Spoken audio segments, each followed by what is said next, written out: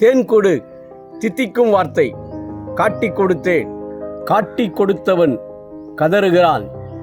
நான் தான் காட்டி கொடுப்பேன் என்று அறிந்தும் சிநேகிதனே என்று அழைத்த அன்பின் அடையாளத்தை காட்டி கொடுத்தேனே. 3 வருடம் கூடவே இருந்தவரை முத்தத்தால் காட்டி கொடுத்தேனே.